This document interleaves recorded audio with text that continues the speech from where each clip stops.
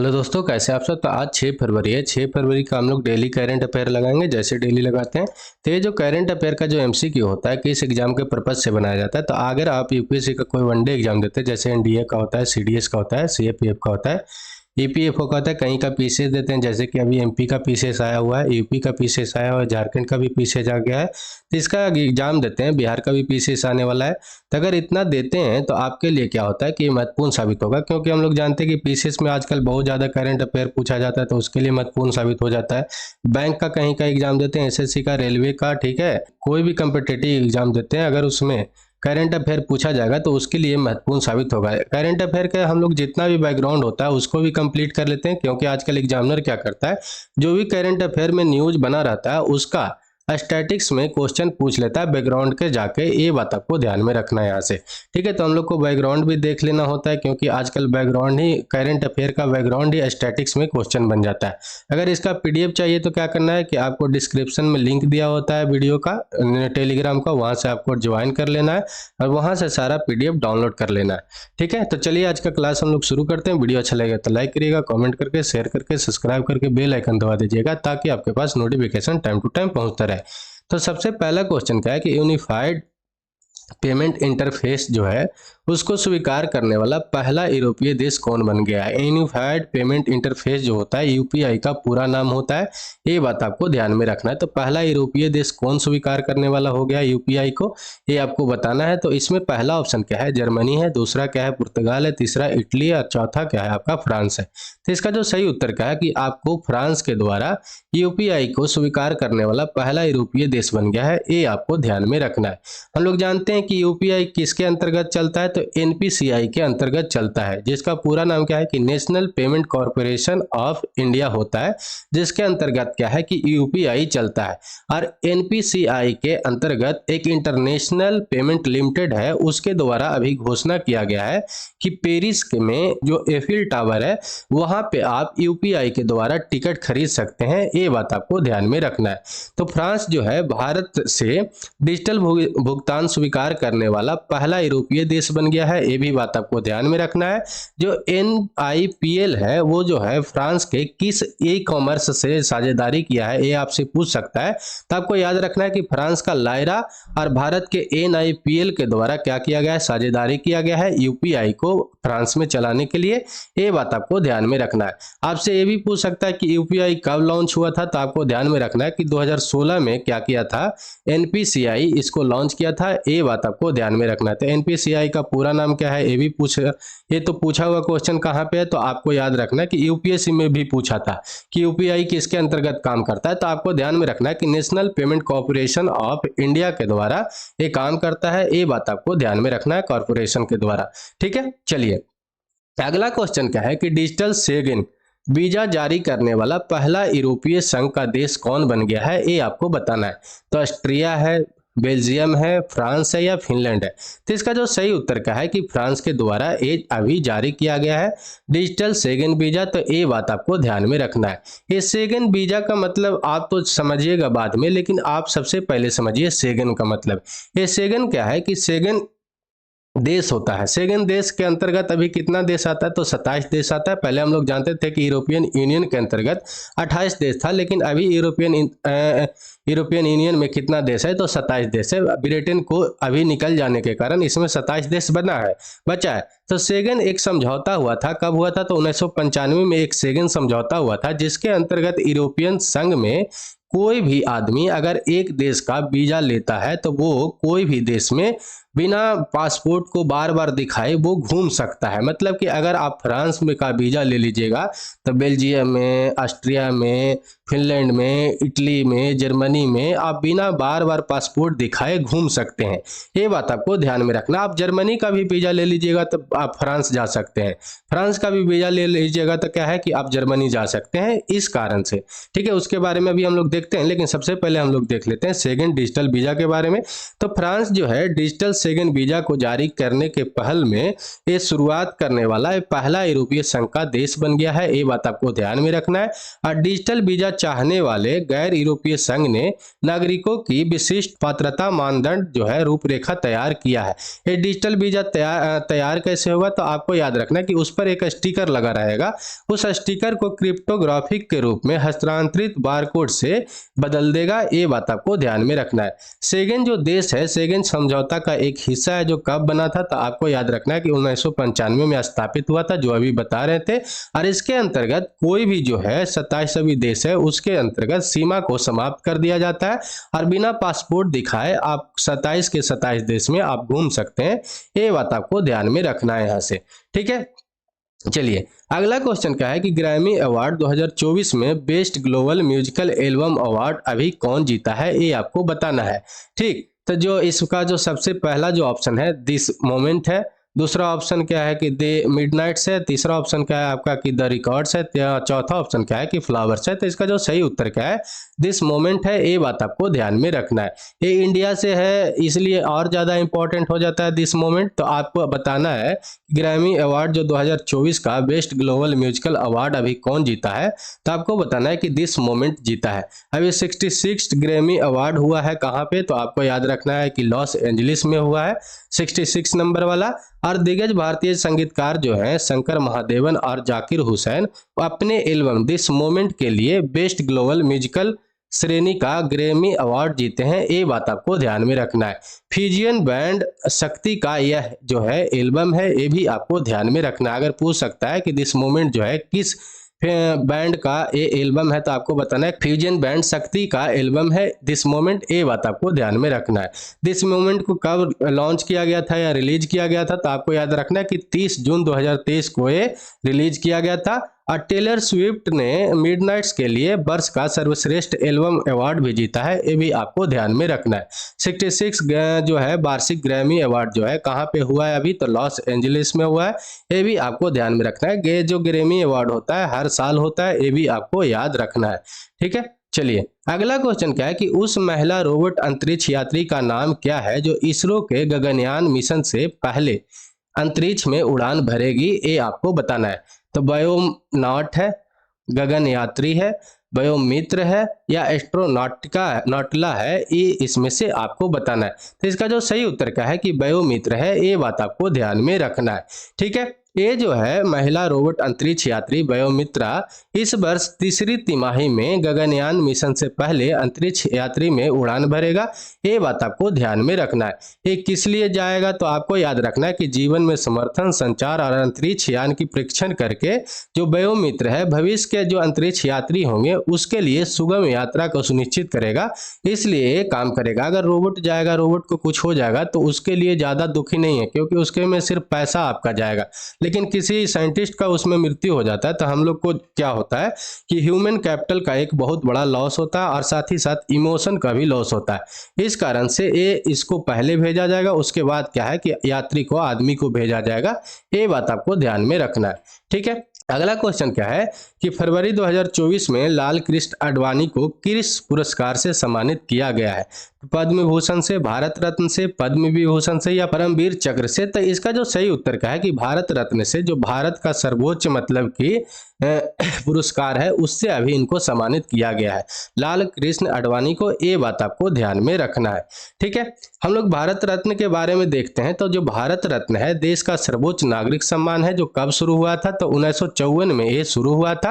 और जो इनको अभी भारत रत्न मिला है लाल कृष्ण आडवाणी को, एक कौन थे, तो बीजेपी के वरिष्ठ नेता थे, ये बात आपको ध्यान में रखना है, ठीक है। चलिए आगे हम लोग जब देखते हैं तो क्या है कि भारत रत्न मिलेगा किसको, तो कोई भी व्यक्ति हो, किसी भी जाति का हो, कोई भी पद पे हो, चाहे तो व्यवसाय कर रहा हो या कोई भी काम कर रहा हो, लेकिन अपना क्षेत्र में बहुत ऊंचा काम किया हो, अच्छा काम किया हो, तब उसको भारत रत्न दिया जाता है। जैसे कि सचिन तेंदुलकर को दिया गया था, अभी हम लोग देखे थे हाल ही में, कुछ साल पहले दिया गया था, क्योंकि वो क्रिकेट में बहुत अच्छा काम किए थे।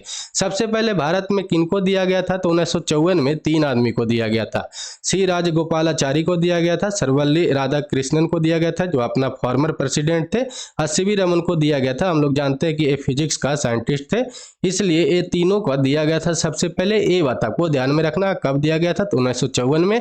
और आपको से पूछ सकता है कि भारत रत्न जो है कब ये शुरू हुआ था, तो 1954 में ही शुरू हुआ था, देना प्रारंभ हुआ था। ये बात आपको ध्यान में रखना। भारत रत्न जो है सर्वोच्च नागरिक सम्मान है, ये भी आपको ध्यान में रखना है। ठीक है, अगला क्वेश्चन क्या है कि हाल ही में स्पेस में सर्वाधिक समय बिताने का रिकॉर्ड किसने बनाया है। तो इसमें आपको 4 ऑप्शन दिया हुआ है, इसमें से आपको बताना है। तो क्रिस्टीना कोच है, एंड्रू मॉर्गन है, ओलेग कोनोनेको है, या स्टॉक कैली है। तो इसका जो सही उत्तर क्या है कि ओलेग कोनोनेको हैं, ये आपको ध्यान में रखना है। कहाँ के रहने वाली हैं, तो आपको याद रखना है कि ये रूस के रहने वाली हैं।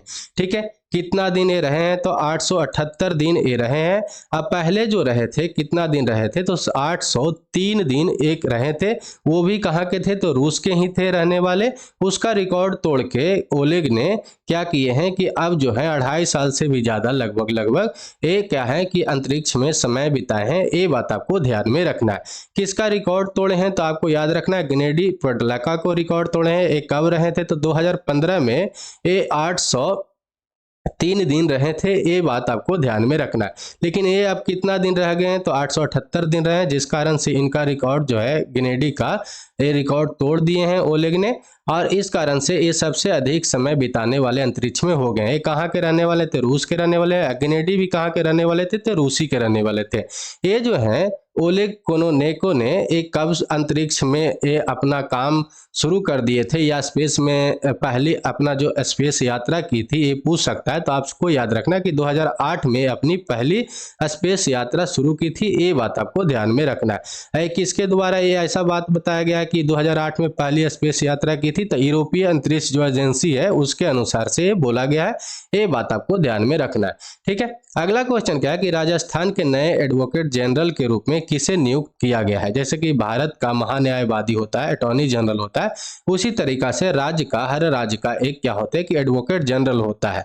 तो भारत मतलब कि राजस्थान के नए एडवोकेट जनरल के रूप में किसे नियुक्त किया गया। हम लोग जानते हैं कि राजस्थान का पहले से एडवोकेट जनरल नहीं था, तो वहाँ के जो हाई कोर्ट है राजस्थान का, वो जो है वहाँ के चीफ जस्टिस है, अभी वहाँ के जो गवर्नमेंट है उसको बहुत लताड़ा है, बोला है, और उस कारण से वहाँ के जो अभी मुख्यमंत्री हैं और जो साथ में वहाँ के जो राज्यपाल हैं, अभी नए एडवोकेट जनरल के नियुक्त करने का घोषणा की है, घोषणा हो गया है। तो ये बात आपको ध्यान में रखना है। तो नए एडवोकेट जनरल के रूप में किसे नियुक्त किया गया है, ये आपको बताना है। तो राजेंद्र प्रसाद को, रविशंकर प्रसाद को, अशोक कुमार को, या इंदु कुमारी को। तो इसका जो सही उत्तर क्या है कि राजेंद्र प्रसाद को अभी नए राजस्थान के एडवोकेट जनरल को रूप में नियुक्त किया गया है। ये बात आपको ध्यान में रखना है। वहाँ का हाई कोर्ट बहुत बोला है तब ऐसा काम हुआ है। सोचिए कि एडवोकेट जनरल का भी पद क्या है कि खाली है, ऐसा भी हो सकता है, आप समझ सकते हैं। ठीक है, राजस्थान के नए एडवोकेट जनरल, जिसको हिंदी में हम लोग महाधिवक्ता बोलते हैं, एक कौन बने हैं, तो आपको याद रखना है कि राजेंद्र प्रसाद को अभी नियुक्त किया गया है। वहाँ के जो राज्यपाल है कलराज मिश्र, वो जो है एडवोकेट जनरल के लिए नियुक्ति का मंजूरी दे दी है।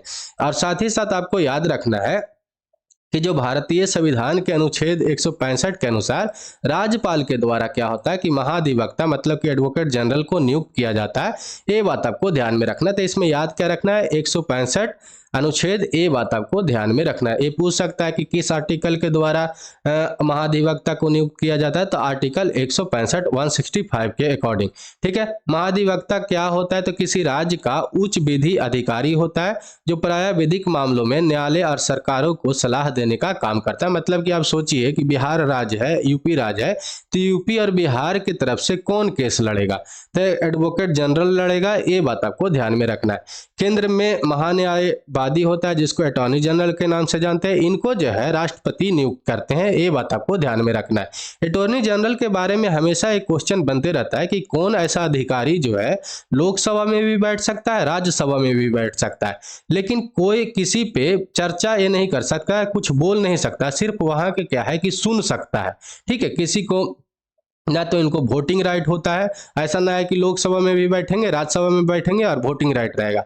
इनको बैठाया क्यों जाता है? क्योंकि ये जब बैठेंगे तभी तो किसी केस को बारे में समझेंगे और अच्छा से वो क्या करेंगे कि सलाह देंगे देश के बारे में।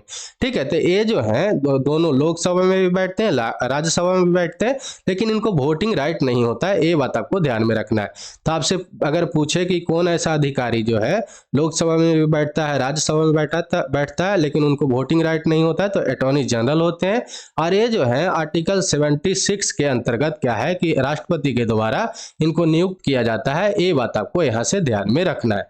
ठीक है, चलिए अगला क्वेश्चन क्या है कि the space triple award for sustainable finance 2024 में best green bonds corporate award किसे दिया गया है, ये आपको बताना है। तो हिंडलाको को दिया गया है, REC लिमिटेड को दिया गया है, REOCL को दिया गया है, या टाटा पावर को दिया गया है। तो इसका जो सही उत्तर क्या है कि REC लिमिटेड को दिया गया है, ये बात आपको ध्यान में रखना है। ये जो है इलेक्ट्रिसिटी का एक क्या है कि महारत्न कंपनी है इंडिया का, जिसको अभी best green bond corporate award से नामित किया गया है, ये बात आपको ध्यान में रखना है। ठीक है, विद्युत मंत्रालय के तहत कार्यरत महारत्न कंपनी जो है REC लिमिटेड, उसको the asset triple awards for sustainable finance 2024 का वेस्ट ग्रीन अवार्ड कॉर्पोरेट से इसको सम्मानित किया गया है, ये बात आपको ध्यान में रखना है।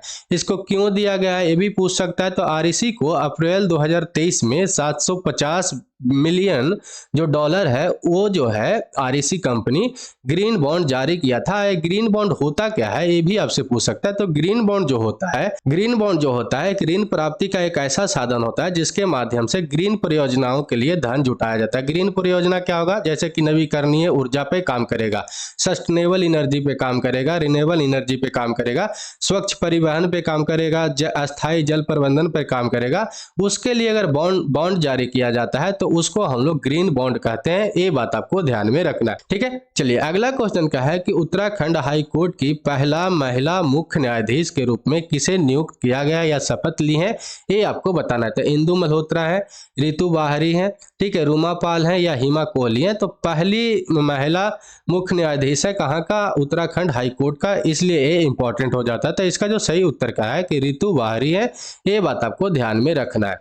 ठीक है, ये पहले कहाँ के मुख्य न्यायाधीश थे? तो आपको बताना है कि जो हरियाणा और पंजाब का है उसका ये मतलब कि मुख्य न्यायाधीश थे, ये बात वहां से आपको ध्यान में रखना है। उत्तराखंड हाई कोर्ट के पहली महिला मुख्य न्यायाधीश के रूप में किन्हें नियुक्त किया गया? तो रितु बाहरी को नियुक्त किया गया है। उन्होंने पूर्व मुख्य न्यायाधीश विपिन सांधी को स्थान लिए हैं, ये बात आपको ध्यान में रखना है। ये पहले कहाँ के मुख्य न्यायाधीश थे? तो आपको याद रखना है कि पंजाब और हरियाणा के उच्च न्यायालय के मुख्य न्यायाधीश के रूप में कार्य कर चुके हैं। अगर आपसे पूछे कि मुख्य न्यायाधीश जो होते हैं हाई कोर्ट को, उनको नियुक्त कौन करता है, अपॉइंटमेंट कौन देता है? तो आपको याद रखना है कि अपना जो प्रेसिडेंट होते हैं उनके द्वारा आर्टिकल 217 के अकॉर्डिंग इनको नियुक्त किया जाता है। कोई भी अगर हाई कोर्ट का चीफ जस्टिस हो या जज हो, उसको कौन अपॉइंटमेंट देता है? तो प्रेसिडेंट देते हैं अपना, ये बात आपको ध्यान में रखना है। ठीक है, अगला क्वेश्चन और लास्ट क्वेश्चन क्या है कि हाल ही में प्रधानमंत्री मोदी जो है तालाबीरा थर्मल पावर प्रोजेक्ट की आधारशिला रखेंगे कहाँ पे? तो ये आपको बताना है, गुजरात में, पश्चिम बंगाल में, ओडिशा में या आंध्र प्रदेश में। तो इसका जो सही उत्तर क्या है कि ओडिशा में। ये तालाबीरा जो है कहाँ पे है? आपका ओडिशा में है, उसी के नाम पर ये बनाया जा रहा है, ये भी बात आपको ध्यान में रखना है। तालाबीरा पावर स्टेशन को और भी हम लोग किस नाम से जानते हैं? तो नवेरी Talabira super critical thermal power project के भी नाम से जानते हैं। ये जो है सबलपुर ओडिशा में है, ये बात आपको ध्यान में रखना है। स्टेशन को 3 चरणों में सक्रिय किया जाएगा। पहले चरण में 800 मेगावाट का 3 स्टेशन बनाया जाएगा, ये बात आपको ध्यान में रखना है। उड़ीसा बहुत ज़्यादा न्यूज में है, तो यहाँ से जो भी करंट अफेयर अभी बना है वो हम लोग देख लेते हैं। तो उड़ीसा के रेड आंट चटनी जो है, काई चटनी है, उसको अभी GI टैग मिला है, ये बहुत ज़्यादा इंपॉर्टेंट हो जाता है, तो इसको आपको याद रखना है। पूछ सकता है कि काई चटनी कहाँ का है जिसको GI टैग मिला है? तो आपको याद रखना है उड़ीसा का है। उड़ीसा के मनीषा पांडे जो है भारत की पहली वुमेन एडेड डे कैंपे बनी है, ये भी बात आपको ध्यान में रखना है। एशिया के सबसे बड़े ओपन एयर वार्षिक व्यापार मेला जो है बाली यात्रा, वो कहाँ पे शुरू हुआ है? तो उसका कटक में उद्घाटन हुआ है, ये बात आपको ध्यान में रखना है। उड़ीसा का एक मिठाई है केंद्रपाड़ा रसबली उसको जीआई टैग मिला है, ये आपको ध्यान में रखना है। और ओडिशा के विधानसभा ने भूमि अधिग्रहण विधेयक पारित किया है, ये भी आपको याद रखना है। असामाजिक सुरक्षा बढ़ाने के लिए जो वर्ल्ड बैंक है ओडिशा को फंड देगा, ये भी आपको याद रखना है। तो ये पूछ सकता है कि विश्व बैंक कौन से राज्य को सामाजिक सुरक्षा बढ़ाने के लिए फंड देगा, तो आपको याद रखना है ओडिशा को। यहाँ से इतना याद रखना है। तो चलिए आज के लिए इतना ही। वीडियो अच्छा लगा हो तो लाइक करिएगा, कमेंट करके, शेयर करके, सब्सक्राइब करके बेल आइकन दबाइएगा। तो जय हिंद, जय भारत।